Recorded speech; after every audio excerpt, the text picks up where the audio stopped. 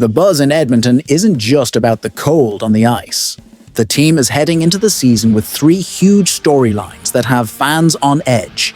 A massive gap in the lineup that still needs a leader, a goaltending decision that's bound to stir debate, and some behind-the-scenes moves that could completely reshape the roster. Who's going to step up? And what does this mean for the team's future? If you don't want to miss a single moment of this drama, stick with us and follow every detail. Training's been intense. The young guys are eager to prove themselves, and the new faces are battling for ice time. Every line shakeup, every positional switch shows the team is in a phase of serious adjustments. But the question every fan can't help but ask is this team really ready? Management has been bold, bringing in big names, opening doors for the rookies, and trying to balance experience with youth.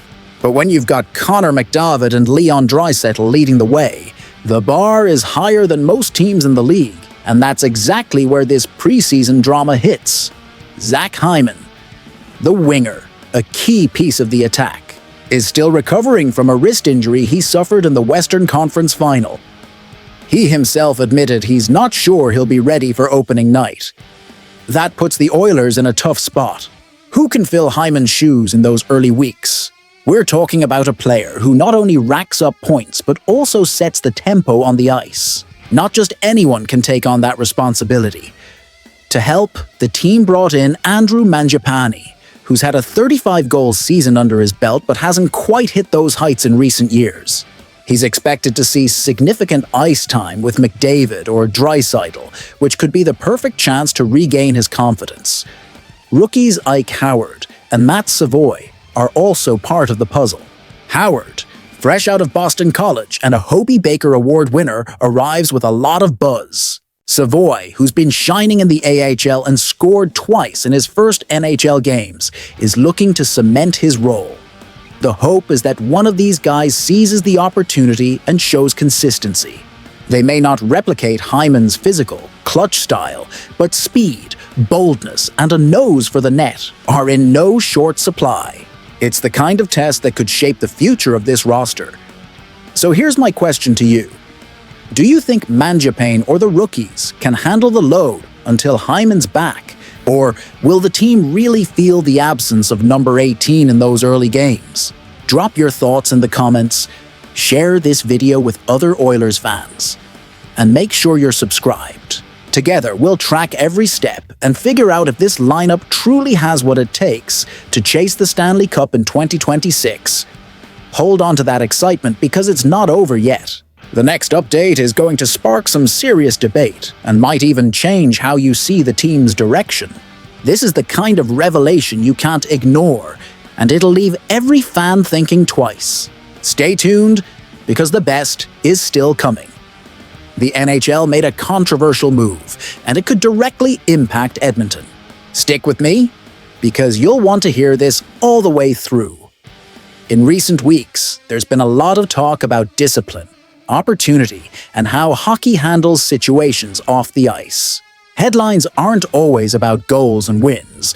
They're about the choices that shape the league and its players. For some fans, giving a second chance feels like the right call.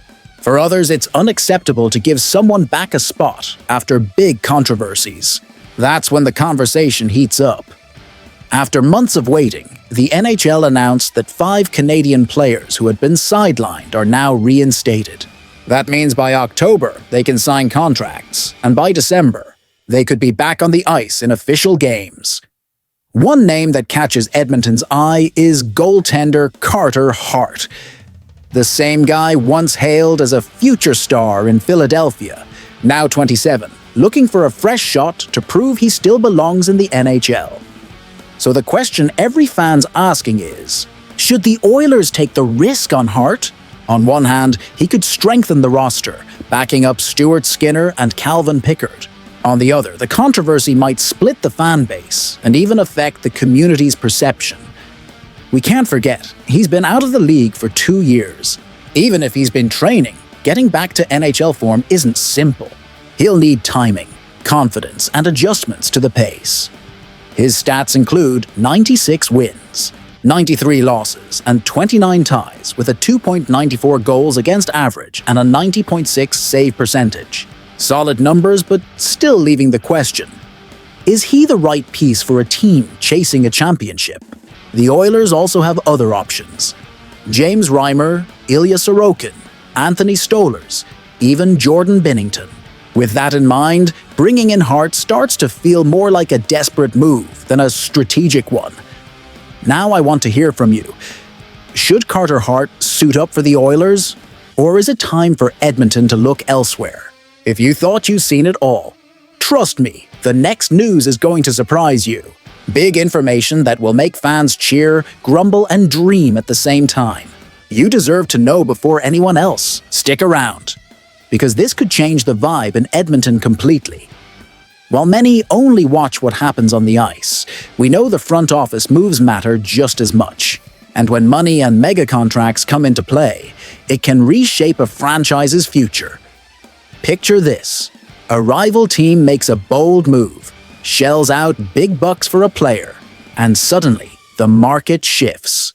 That's exactly what's happening in the NHL right now. It's official.